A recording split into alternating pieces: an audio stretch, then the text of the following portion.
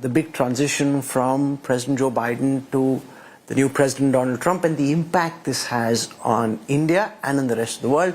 We're joined in the national capital by the President of the World Economic Forum, Borge Brende. Thank you very much, Mr. Brende. It's great to have you back in India. Thank you for inviting me, and great to be back in India. It's such a vibrant country. There is so much thought that your analysts, researchers do on what's likely to happen next, and the biggest open question is the impact that the Donald Trump presidency has on different aspects of what's happening. So I want to start by talking about, trade in the Indian context. President Trump threatening tariffs against Mexico, Canada, China. How do you see this play out in reality? How much of what we're hearing from Donald Trump is just belligerence, maneuvering, negotiation tactics? And what do you think he actually intends to push through? I think we're seeing a change to towards more nearshoring and friendshoring under President Trump's leadership. I think he's serious about the tariffs, but he also comes out with that as a bargaining position. He's a deal maker. So when he says he will put 25% tariffs on top of what is there already with Mexico, he says that he might not do that if they can contribute in stopping illegal immigration and also on the export of drugs and narcotics. If you look at India, and I guess you want me to come there too, I think India is in a pretty good situation. There is good relations between India and the US. There is also good, at least traditionally, relations between Prime Minister Modi and President Trump. And for India, US is the biggest export market. It's super important, the US relationship. And you can also reflect on why we're so much speaking about the US.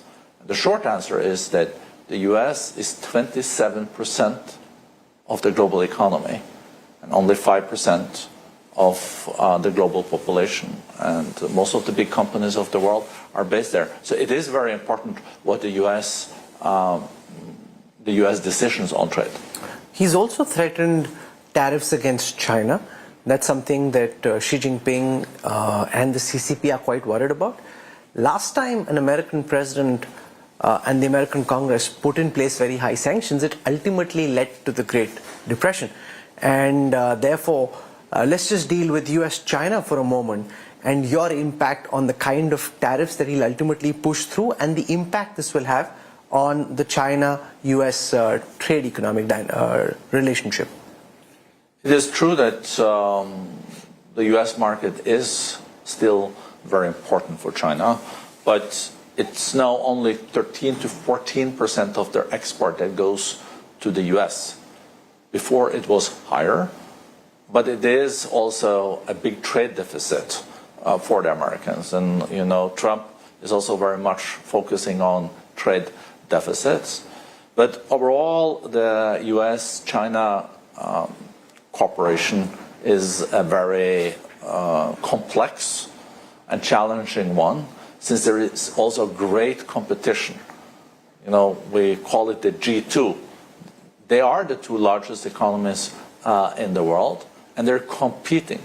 I think it's a lot about the new technologies now. Who's going to be on top of the Gen AI? Who's going to be top of data flows?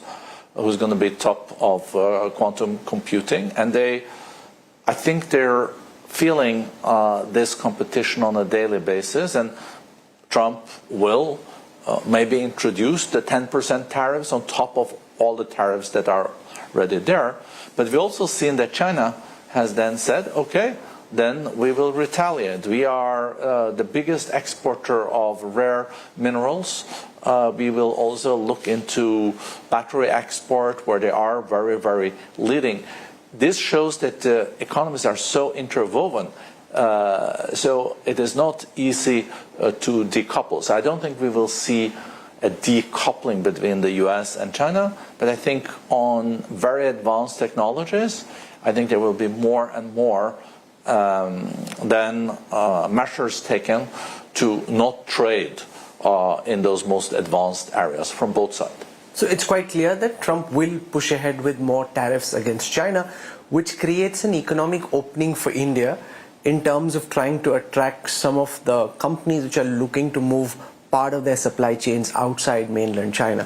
From the lens of the World Economic Forum, in terms of this journey that India has been on, to what extent do you think we're well placed to benefit from the Trump trade changes that are likely to come over the next several months?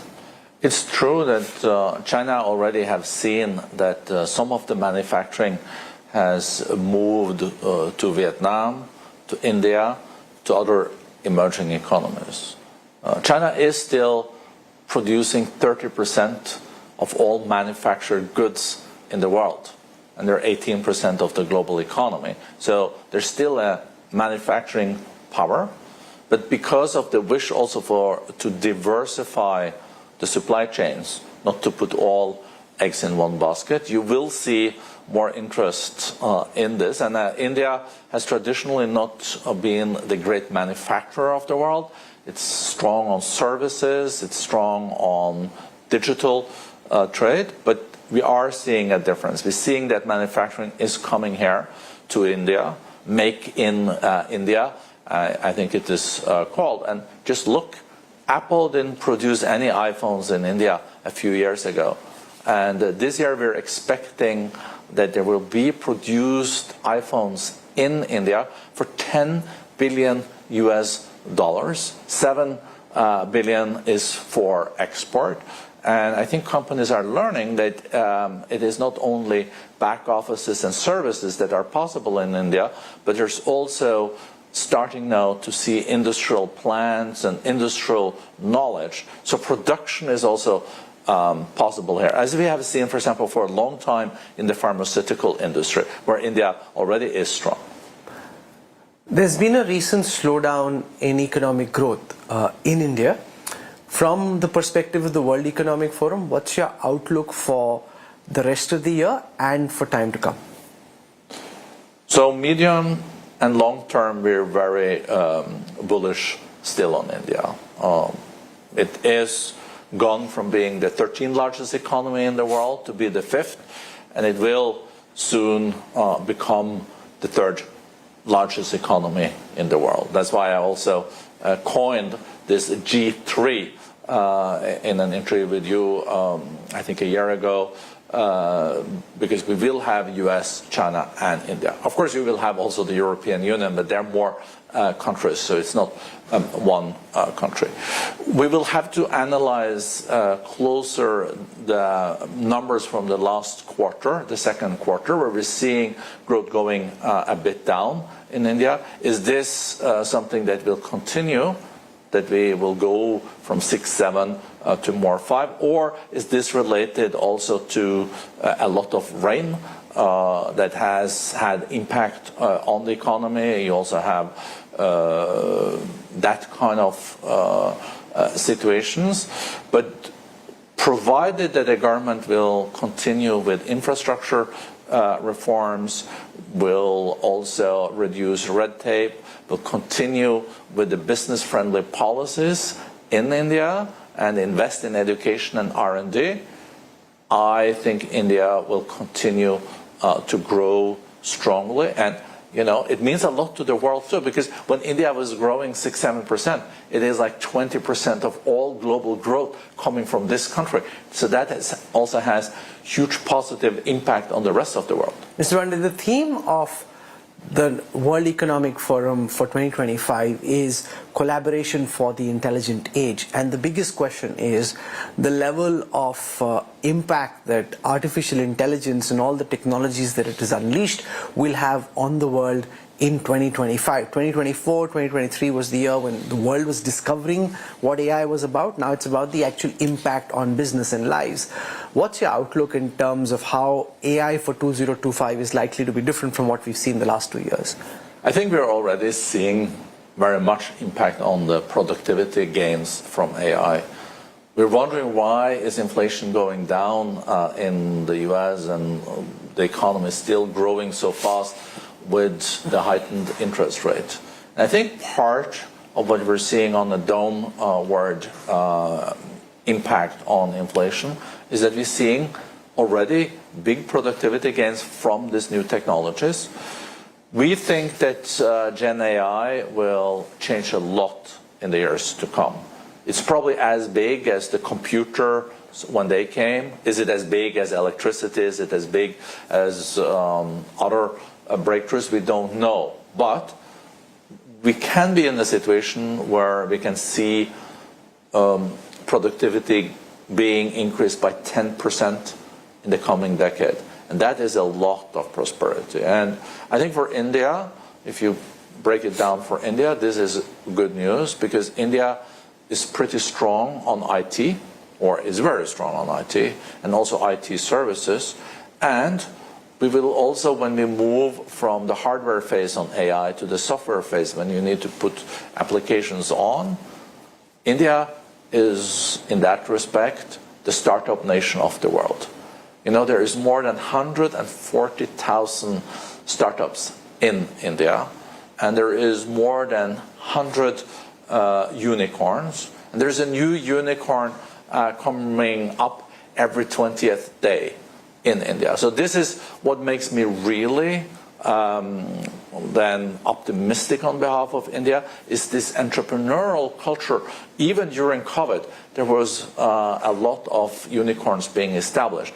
And IT is also, and AI is also about thinking out of the box. Who had heard about some of these big IA companies 2-3 years ago? And if India is lucky, you can also, or continue with its policies, you can see some of these unicorns becoming global companies. So India is the startup nation now of the world, has the third largest startup community globally. And I think it can become number one in startups if it continues on this track. There are two big military flashpoints. The first is Russia-Ukraine, and that I know is of a lot of interest to you and everyone in Europe. With Trump taking charge, and with Biden in his last days making available armaments which weren't available to Ukraine so far, what's your sense of what 2025 is likely to mean for the Russia-Ukraine war? So every war needs to end. So will the Ukraine war end in the spring? I think that's the big question we're all now asking ourselves. Russia has lost a lot. They probably lost around 700,000 people, including those that are wounded. But also Ukraine is now feeling the pressure. We see that the missile attacks from Russia is also hurting their energy infrastructure moving into the winter. But we should not forget that Russia and Putin calculated when they attacked Ukraine originally, they calculated with taking the country in a week. Now the war is still ongoing. So we will probably see negotiations in the spring, and also where I think Trump will play a role. Will there be an agreement to have a cessation of hostilities and end the war?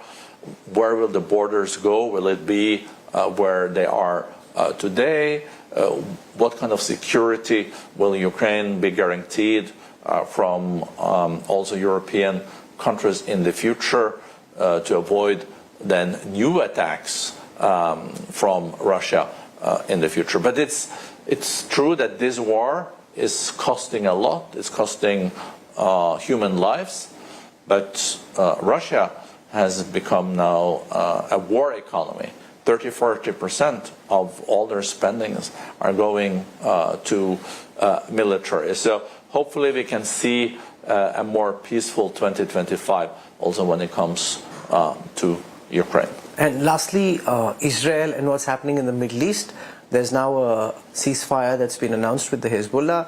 The Hamas, they've hammered very hard against. But when it comes to the confrontation between Israel and Iran, how do you see that play out in 2025? So we know that the life insurance for Iran in many ways was Hezbollah and Hamas with their rockets. Israel knew that if they attacked, for example, nuclear facilities or other facilities, launch pads for also ballistic missiles in Iran, they would unleash these rockets. Now, Hezbollah is very much weakened, Hamas is very much weakened, and also the S-300s, the anti-air missiles, were many of them were destroyed through the Israeli attacks a few weeks ago. Trump, though, says that he is a president for no wars. So I think that a further escalation now is avoidable, should be avoided. Also, I think Trump will send that clear signal to Israel and to Iran. But it's very unpredictable, the situation. I think for Trump, a red line will be development of nuclear weapons by Iran. But Israel has not the military.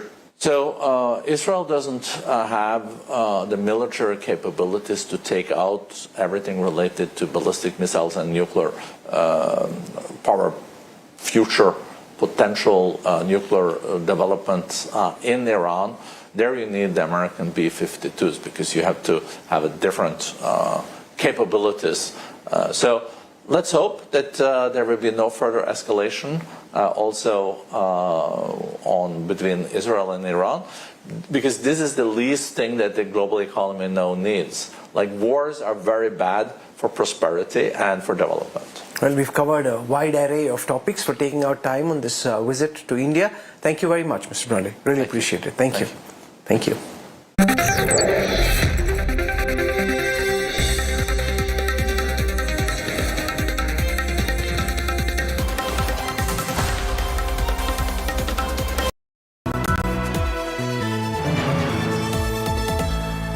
Motorola Razr 50 Ultra comes with Google Gemini. Hi, I am AI anchor Sana, bringing the top headlines for you, presented by Motorola. Devendra Fadnavis sworn in as Maharashtra Chief Minister for third term. Eknath